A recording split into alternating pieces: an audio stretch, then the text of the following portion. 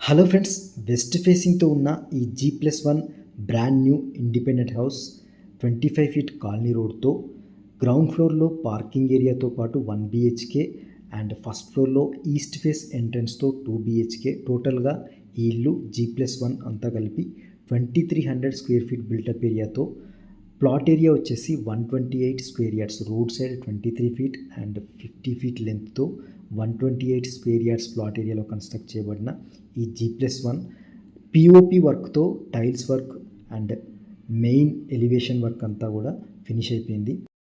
Bore వాటర్తో పాటు Krishna water pipe line connection already ఇంటికి ఉంది.